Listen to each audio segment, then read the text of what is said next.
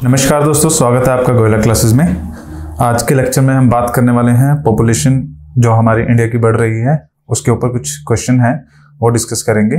जैसे कि आप जानते हैं हमारे यहाँ पर देश में पॉपुलेशन जो आपकी सेंसस होती है वो हर 10 साल बाद होती हैं। लास्ट सेंसस आपकी 2011 में हुई थी। अभी जो सेंसस होनी चाहिए थी वो 2021 में होनी चाहिए थी उसके अकॉर्डिंगली, बट वो हुई नहीं है। रीजंस उसके कोरोना वायरस और इन सब हालात की वजह से वो पॉपुलेशन जो सेंसस थी वो कंडक्ट नहीं करवा पाई सरकार। अभी जो ये पॉपुलेशन सेंसस है ऐसी उम्मीद की जा रही है 2023 में या फिर 24 में आपकी ये जो पॉपुलेशन सेंसस है वो कंप्लीट हो जाएगी। एग्जैक्ट जो आपकी जनसंख्या है भारत देश की वो उस सेंसस के बाद पता लग पाएगी। लेकिन ऐसा अनुमान है, डिफरेंट जितने भी ये पॉपुलेशन के ऊपर काम करते हैं डाटा कलेक्शन का, उनका अनुमान है कि जो इंडिया की पॉपुलेशन है वो नियर बाय 140 करोड़ जो है पहुंच चुकी है। आपने सुना भी होगा जब हमारे देश के प्रधानमंत्री जी पिछले 5 साल पहले या फिर उससे पहले जब बात करते थे तो उनका नरेंद्र मोदी जी तब वो अपने भाषण में कहा करते थे कि देश की जनसंख्या जो कि 121 करोड़ पहुंच चुकी है। अभी अगर ये जो वो तो काफी पुरानी बात है, लेकिन अब अगर बात की जाए तो उसमें जो पॉपुलेशन है काफी ज्यादा ग्रोथ देखने को मिली है। ये पक्की बात है, ये श्योर है। लेकिन लगभग एग्जैक्ट कितनी होगी ये बता पाना मुश्किल है। लेकिन अगर एक आइडिया की बात करें तो 135 से लेकर 140 करोड़ के आसपास पॉपुलेशन ऑलरेडी हो चुकी है। इसलिए पॉपुलेशन के ऊपर, और ये सेंसस वाली जो है सेंसस भी आपकी होने वाली है, तो इसलिए इसके ऊपर जो क्वेश्चन बनता है वो डेफिनेटली आने के चांसेस बनते हैं एग्जाम के अंदर। और देखिए सवाल किस तरह से पूछा जा सकता है आपका।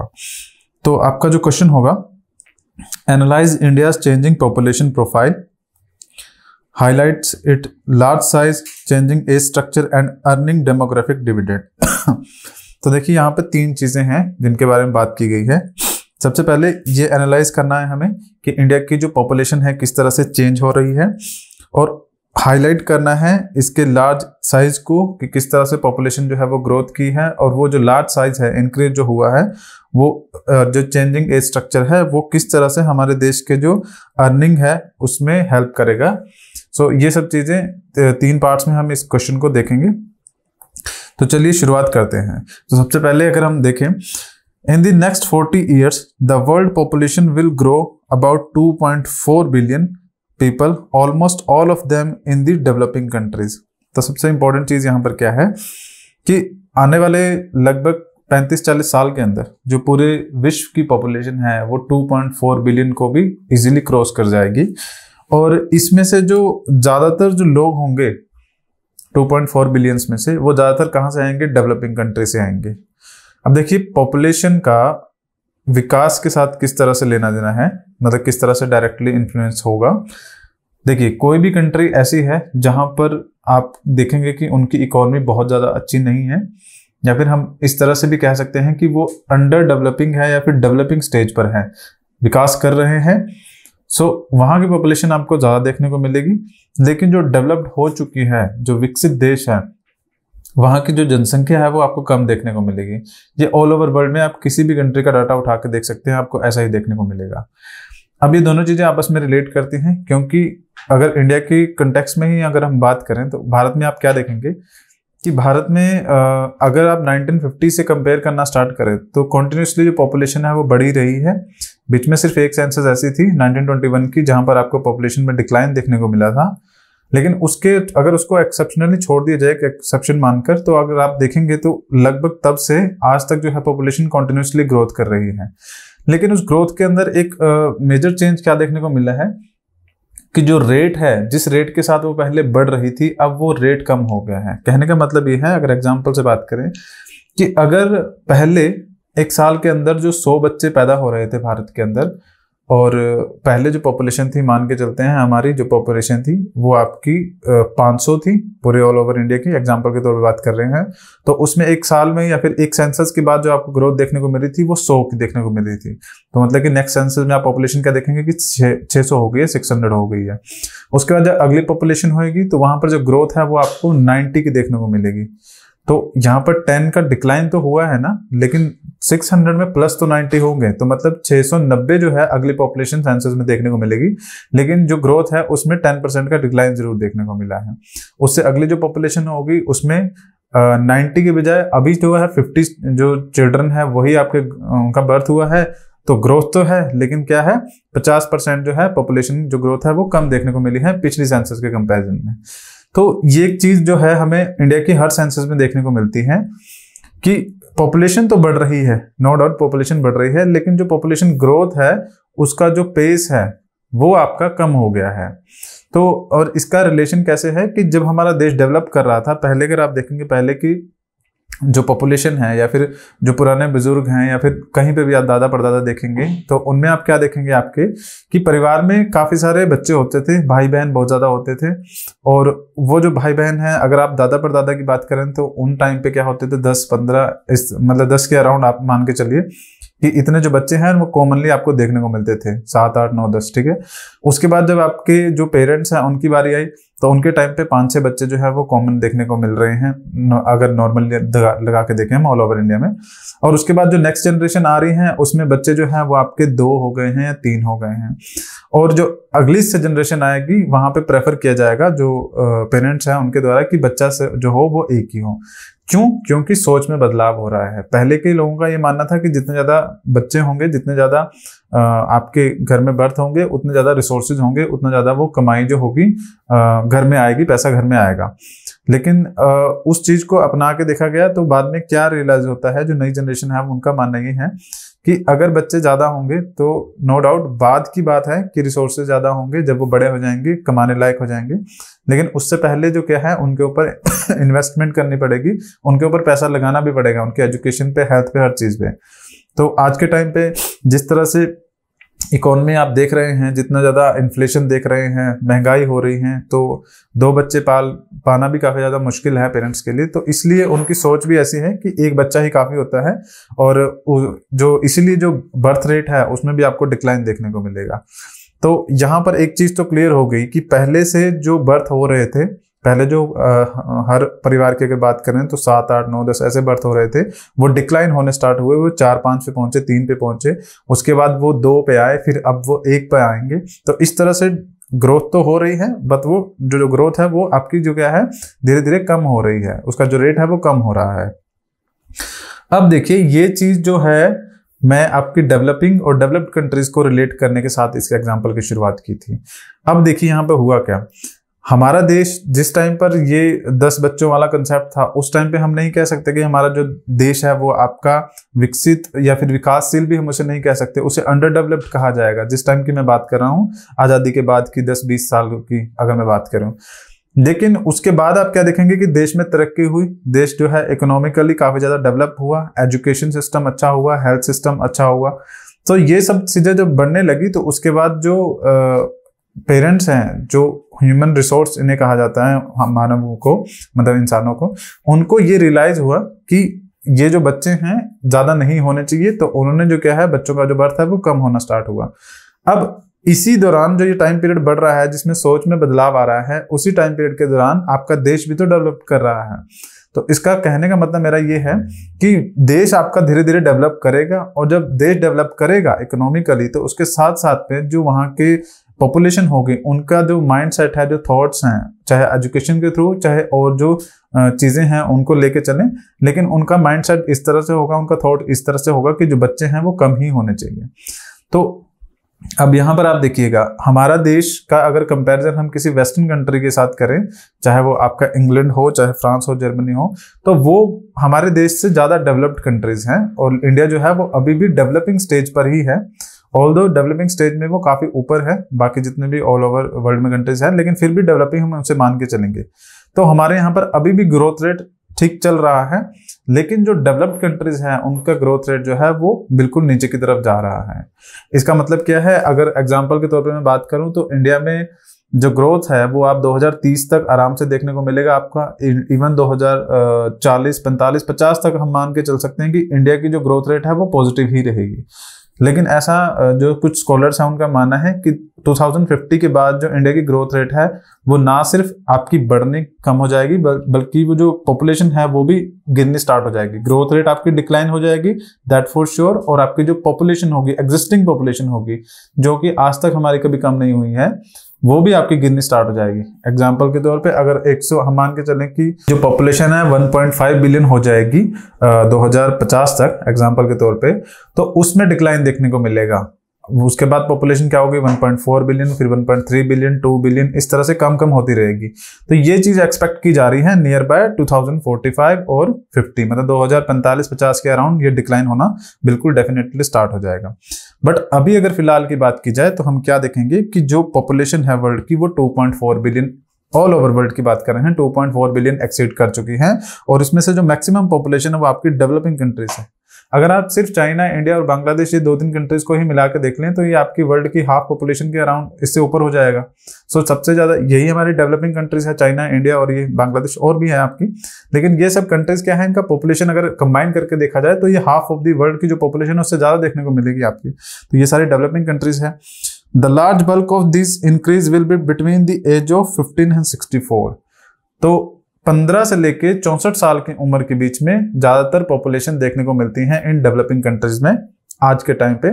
बल्कि जो आपकी डेवलप्ड कंट्रीज है, बात करें जापान की, यूएसए की, इंग्लैंड की, तो यहाँ पर जो वर्किंग क्लास है, अगर मैं एज ग्रुप की बात करूं तो यहाँ पर आपको देखने को मिलेगा कि जो वर्किंग क्लास है वो कम है, बजाय उसके 45 से ऊपर के जो लोग हैं वो ज्यादा पॉपुलेशन है।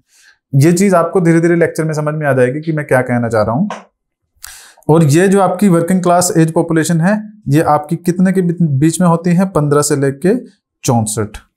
मतलब अगर आप देखेंगे तो इंडिया के अंदर रिटायरमेंट की जो एज है, कई जगह कुछ डिपार्टमेंट में 58 है, कहीं पर 60 है, ठीक है। सो ये जो एज है मतलब ये काम कर रहे हैं तो इसको वर्किंग क्लास बोलते हैं। और ज्यादातर आप देखेंगे कि हमारे यहाँ पर जो काम स्टार्ट हो जाता है, चाहे वो बच्चे भी हो, तो 14 ईयर की जो एज है उससे ऊपर आपको कई जगह पर बच्चे भी देखने को मिल जाएंगे। और उसके बाद 18 से ऊपर तो आप डेफिनेटली अलाउ है कोई भी तरह का काम करने के लिए। तो ये वाला जो एज ग्रुप है ये सारा क्या है, आपका वर्किंग एज ग्रुप है। तो ये डेवलपिंग कंट्रीज के अंदर ज्यादातर ये एज ग्रुप देखने को मिलता है। और जो डेवलप्ड कंट्रीज हैं उनमें इससे ऊपर वाले का मतलब 65 साल से ऊपर वाले, 65 हो गया, 70 हो गया, इस एज ग्रुप के लोग देखने को मिलते हैं। This huge boost reflect a delayed demographic transition, declining infant mortality rates are being followed by the following fertility rates. अब देखिए यहाँ पर पॉइंट क्या है, अगर इस पूरे पैराग्राफ की बात करें कि अगर आप देखेंगे कि आने वाले कुछ सालों के अंदर वर्ल्ड की पॉपुलेशन इतनी इंक्रीज हो जाएगी, ओके। और अगर इस पॉपुलेशन की बात करेंगे जो उस टाइम पे पॉपुलेशन देखने को मिलेगी, तो उसमें मैक्सिमम पॉपुलेशन किसकी होगी, डेवलपिंग कंट्रीज की होगी, डेवलप्ड कंट्रीज की कम होगी। और डेवलपिंग कंट्रीज में भी उन लोगों की पॉपुलेशन ज्यादा होगी जो वर्किंग एज ग्रुप है, और जो आपके ओल्ड एज वाले हैं, जो बूढ़े हो चुके हैं, जो काम नहीं करते हैं, उनकी पॉपुलेशन कम होगी। सो ये सब चीजें क्या देखने को मिल रही हैं, इन्हीं को आपका डेमोग्राफिक ट्रांजिशन कहा जाता है। डेमोग्राफी जो शब्द है वो आपका जनसंख्या से रिलेटेड है, यहाँ पे कि जो पॉपुलेशन है उससे रिलेटेड है। कि डेमोग्राफिक ट्रांजिशन का मतलब जनसंख्या के अंदर बदलाव देखने को मिल रहा है, उसको डेमोग्राफिक ट्रांजिशन कहा जाएगा। जिस तरह से आप यहां पर इसमें देख सकते हैं, ये पॉपुलेशन के एक प्रोजेक्टेड पॉपुलेशन है कि किस तरह से जो पॉपुलेशन है वो आपकी ग्रो करेगी। तो आप यहां पर देखेंगे कि इंडिया की पॉपुलेशन लगभग 1.6 बिलियन के अराउंड तक जाएगी। उसके बाद इंडिया की पॉपुलेशन जो है वो डिक्लाइन होनी स्टार्ट हो जाएगी, ठीक है। अभी हम क्या है, चाइना को भी सरपास कर चुके हैं। पहले चाइना सबसे मोस्ट पॉपुलस कंट्री था, लेकिन अब इंडिया जो है आपका मोस्ट पॉपुलस कंट्री होगा। जब भी सेंसस आएगी उसमें आपको डाटा मिल जाएगा। सो 1.6 बिलियन तक इंडिया की पॉपुलेशन ग्रो करेगी, और लेकिन उसके बाद जो पॉपुलेशन है इंडिया की वो डिक्लाइन करने स्टार्ट कर जाएगी। और ये सब चीजें आपको कब देखने को मिलेगी, लगभग आने वाले 10-15 साल के बाद आपको ये चीज देखने को मिलेगी। आगे अगर बात करें, thus with the children more likely to survive into productive adulthood and fewer children being produced, the share of the working age population will increase। अब होगा क्या, देखिए जो बच्चे हैं, अभी तक तो इंडिया की पॉपुलेशन में वर्किंग एज पॉपुलेशन अच्छी खासी है, लेकिन अब आप देखेंगे क्या, जो न्यू जनरेशन जो आ रही है वहां पर बच्चे कम पैदा हो रहे हैं। अब आगे देखने को क्या मिलेगा कि ये जो एज ग्रुप है, जो वर्किंग क्लास है, वो तो धीरे धीरे करके बूढ़े होने स्टार्ट हो जाएंगे, और जो नई पॉपुलेशन आनी चाहिए उनकी जगह को कवर करने के लिए वो कम लोग आएंगे। मतलब कि जो वर्किंग एज ग्रुप है, मान के चलिए वो 100 है, 100 बंदे हैं और 100 पर्सन्स हैं, वो काम कर रहे हैं। और वो काम करते करते जैसे लाइफ आगे बढ़ेगी तो क्या हो गए, आपके वर्किंग एज ग्रुप से आपके ओल्ड एज में जाना स्टार्ट कर जाएंगे। अब उनके जो काम है उसको निभाने के लिए, करने के लिए आगे से भी पीछे से भी जो आपके बच्चे पैदा हुए हैं वो भी 100 होने चाहिए ताकि वो उस एरिया जगह को कवर कर पाए, उनकी स्पेस को। लेकिन जो पीछे से बच्चे आएंगे वो आपकी पॉपुलेशन ग्रोथ क्योंकि कम हो रही है due to education and other जो फैक्टर्स हैं, तो वहां पर सिर्फ 50 आ पाएंगे। तो 100 लोग जो काम कर रहे थे उनके काम को कवर करने के लिए 50 लोग आएंगे। तो अब इससे होगा क्या, यहाँ पर आपके जो ज्यादा ओल्ड एज ग्रुप है वो वहां पर आपका रहेगा और जो वर्किंग क्लास है वो आपकी कम हो जाएगी। The share of the working age population will increase. ये तब की बात की जा रही है जब हमारा जो वर्ल्ड की इकोनॉमी जो है वो ग्रो कर रही होगी। और ये मैं एग्जांपल आपको इंडिया का दे रहा हूं, लेकिन इंडिया के अलावा देखिए इस तरह से अगर 3 पार्ट्स में मैं वर्ल्ड को डिवाइड करूं तो आप देखेंगे कि वेस्टर्न कंट्रीज की बात करें, वेस्टर्न कंट्रीज होगी जो यूरोप वाली हैं आपकी, और साथ में अमेरिका की, नॉर्थ अमेरिका की बात करें। उसके बाद आप दूसरी कंट्रीज देखेंगे, सेकेंड वर्ल्ड कंट्रीज जिनको कहा जाता है, जिसमें आपका इंडिया होगा, चाइना होगा और कुछ इंपॉर्टेंट ब्राजील होगा, ये सब आपकी आ जाएगी। उसके बाद थर्ड वर्ल्ड कंट्रीज आती हैं जो कि आपकी वो कंट्रीज आ जाएंगी जो अभी बहुत पीछे चल रही हैं, जिसमें ज्यादातर आपकी मैक्सिमम कंट्रीज आएगी जो अफ्रीका कॉन्टिनेंट है वहां की। तो जब हम भी अपना ट्रांजिशन जोन से आगे निकल चुके होंगे, जब हम भी डेवलपिंग स्टेज से आगे निकल के डेवलप्ड में पहुंच चुके होंगे, उसके बाद भी वर्ल्ड का एक बहुत बड़ा चंक जो है, एक बहुत बड़ा हिस्सा जो है अभी भी डेवलपिंग स्टेज में होगा और वो होंगे आपकी अफ्रीकन कंट्रीज। तो वहां पर जो ग्रोथ होएगी वहां पर आपका वर्किंग एज ग्रुप अब वहां पर देखने को मिलेगा। अगर प्रेजेंट सिनेरियो की बात की जाए तो यहां पर जितने इंडिया, चाइना, ये सब कंट्रीज हैं, यहां पर वर्किंग एज ग्रुप अच्छा खासा है। वेस्टर्न कंट्रीज, जापान और अमेरिका, इन सब की बात की जाए तो वहां पर वर्किंग पॉपुलेशन कम होती जा रही है और इंडिया और चाइना में अच्छी खासी है। लेकिन आने वाले 20-30 साल के अंदर आप क्या देखेंगे कि इंडिया चाइना की वर्किंग पॉपुलेशन भी आगे निकल चुकी होगी। अब इंडिया के पास भी सिर्फ ओल्ड एज ही पीपल रह चुके होंगे जो आपके रिटायर हो चुके होंगे ज्यादातर, और वर्किंग क्लास कम हो गई होगी। अब जो वर्किंग क्लास पहले इंडिया के पास थी अब वो जाएगी अफ्रीका कॉन्टिनेंट में। अब वहां पर जो होंगे ज्यादातर वर्किंग क्लास होगी और जिस स्टेज पे आज इंडिया और चाइना है उस स्टेज पे आपको अफ्रीकन कंट्रीज देखने को मिलेगी। For at least developed countries this share will continue to increase for 2050. For less developed countries, the share has been steadily increased and will peak up to 2 decades. कहने का मतलब यही कि आने वाले 2 decades मतलब लगभग 20 सालों तक जो अभी आज के टाइम पे डेवलपिंग कंट्रीज हैं वो उस पावर को एंजॉय करेगी, या फिर वो जो ह्यूमन रिसोर्स हैं जो उनके अभी डेवलप हो रहे हैं वो उसको एंजॉय करेगी आने वाले 2 डिकेड्स तक। लेकिन उसके बाद जो आज की डेवलपिंग कंट्रीज है वो भी डिक्लाइन करना स्टार्ट कर जाएंगी। अब इंडिया की अगर बात की जाए, इंडिया है 62.5% ऑफ पॉपुलेशन बिटवीन 15 to 59 तो ये एज ग्रुप है जो वर्किंग एज ग्रुप है। हमारी 62% जो पॉपुलेशन है लगभग क्या है, वर्किंग एज ग्रुप है। उसके अलावा कुछ बूढ़े हैं, कुछ बच्चे हैं, तो वो सब चीजें देखने को मिलेगी। जैसा कि बताया मैंने आपको 62.5% आपकी वर्किंग पॉपुलेशन है, which is ever increasing and it will be peak around 2036। तो 2036 तक ये आपकी पॉपुलेशन है इंक्रीज करेगी और लगभग 65% तक ये पहुंच जाएगी। लेकिन 2036 के बाद क्या होगा, यहां पर डिक्लाइन देखने को मिलेगा। This population parameter indicates an availability of the demographic dividend in India which started 2005-2006 and will last to the 2055-56। तो ये जो जनसंख्या मानदंड है भारत की जनसांख्यिकीय के लाभांश की उपलब्धता का संकेत देता है। डेमोग्राफिक डिविडेंड का मतलब कि ये जो आपकी पॉपुलेशन है इसका जो लाभांश होगा, जो फायदा होगा इंडिया को लगभग 2055-56 तक देखने को मिलेगा। लेकिन उसके बाद ये पॉपुलेशन क्योंकि बुढ़ी हो चुकी होगी तो ये सब डिक्लाइन होना स्टार्ट हो जाएगा। अब देखिए पॉपुलेशन ग्रोथ होती कैसे है, ये आपका एक डायग्राम है, पिरामिड है। इसमें देखिए यहाँ पर एज ग्रुप बताया गया है 0 से लेके 4 तक। ये आपका जो बर्थ है बच्चों का वो हुआ है, ठीक है। इसमें मेल और फीमेल दोनों आपको अलग अलग कलर से रिप्रेजेंट किए गए हैं। अब किसी भी कंट्री की पॉपुलेशन एग्जैक्टली इसी तरह से ही ग्रो करती है कि वहाँ का जो बेस होता है, मतलब कि जो बच्चे ग्रो कर रहे हैं। अब देखिए डिपेंड करता है टोटल बर्थ रेट कितना है, इन्फेंट मोर्टेलिटी रेट कितना है, बच्चे कितने मर रहे हैं, या फिर बर्थ कितना हो रहा है। उसके बेसिस पे ये नीचे वाला आपका जो होगा ये आपको बर्थ पता लगेगा कि एक ईयर में या एक आपका जो साल है उसके अंदर कितने बच्चे पैदा हुए हैं। उसके बाद इन बच्चों में क्या होगा, जो पॉपुलेशन होगी उसके बाद आपकी ये वाली मिडिल एज पॉपुलेशन देखने को मिलेगी आपको बोथ साइड्स में, और उसके बाद ये पॉपुलेशन डिक्रीज होना स्टार्ट होगी। डिक्रीज क्यों हो रही है, क्योंकि यहाँ पे कई तरह के इश्यूज हैं, हेल्थ इश्यूज हो गए या फिर किसी की डेथ हो गई है, एक्सीडेंट हो गया है, हेल्थ इश्यूज की वजह से डेथ हो गया है, तो पॉपुलेशन इस तरह से डिक्रीज होनी स्टार्ट होती है ऊपर को, ठीक है। तो ये किसी भी कंट्री की पॉपुलेशन एग्जैक्टली इसी तरह से होती है। बेस आपका ब्रॉड होगा, और मिडिल पार्ट बेस से भी ज़्यादा ब्रॉड आपको देखने को मिलेगा, क्योंकि यहाँ पर पॉपुलेशन क्या है, ऑलरेडी बच्चे पैदा हो रहे हैं और जो पुरानी पॉपुलेशन के कुछ लोग हैं वो भी आपको यहाँ देखने को मिलेंगे। तो ये मिडिल वाला पार्ट जो है ज़्यादा ब्रॉड नजर आएगा। उसके बाद धीरे धीरे करके ये ऊपर की तरफ श्रिंक होता जाएगा, क्योंकि बहुत सारे लोगों की डेथ हो जाती है किसी ना किसी रीजन की वजह से। अब देखिए डेमोग्राफिक डिविडेंड की बात करें तो हमने अभी तक पॉपुलेशन का समझ लिया कि इंडिया की पॉपुलेशन किस तरह से ग्रो कर रही है और क्या आगे होने वाला है। अब डेमोग्राफिक डिविडेंड की अगर बात करें एक्चुअली में क्या होता है, according to the United Nation population fund, demographic dividend mean the economic growth potential that can result from shift in a population age structure.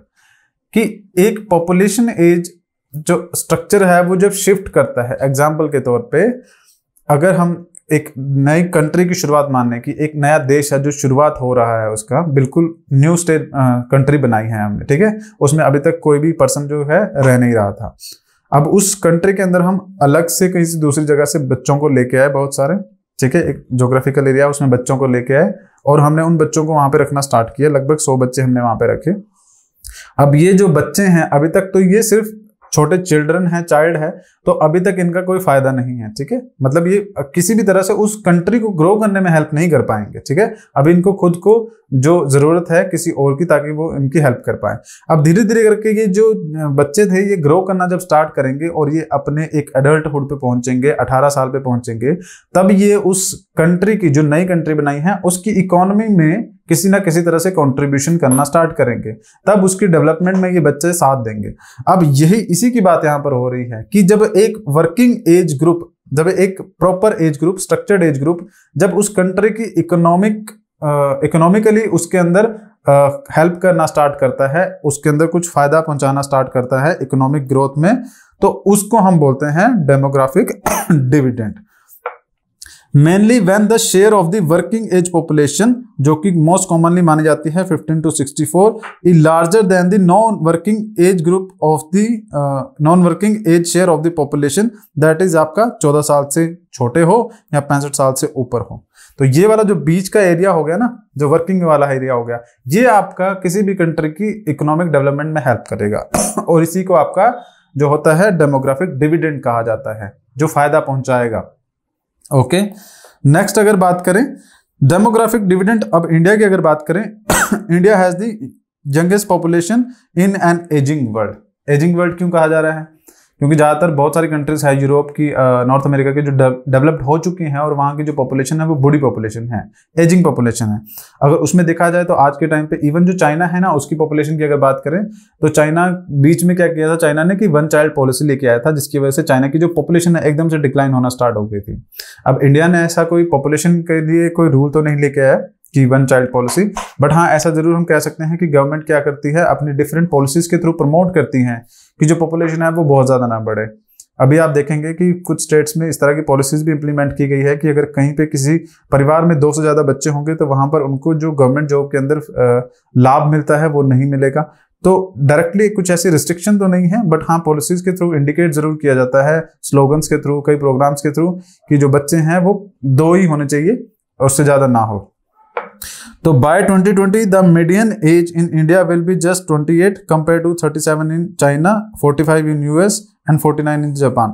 इसका मतलब क्या है कि अगर 2020 का हिसाब से अगर हम डाटा उठा के देखें तो हम ये देखेंगे कि जितने दूसरी कंट्रीज हैं वहाँ की जो एक मीडियन एज है, मतलब ये वर्किंग एज में भी अगर हम एक एवरेज निकाल के देखें तो हमारे यहाँ की 28 है।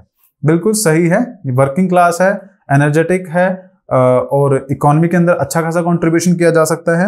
और चाइना की अगर बात करें तो वहां पर भी आप देखेंगे लगभग 10 साल का गैप है, 37 उनकी एवरेज ग्रुप बनेगा, एवरेज एज बनेगी जो वर्किंग क्लास है उसकी। और यूएसए की बात करें तो आपका 45 और जापान की बात करें तो 49। तो जापान में तो अगर आप देखेंगे तो ज्यादातर पॉपुलेशन आपकी बिल्कुल बूढ़ी हो ही चुकी है और वर्किंग क्लास से वो बाहर होने ही वाली है।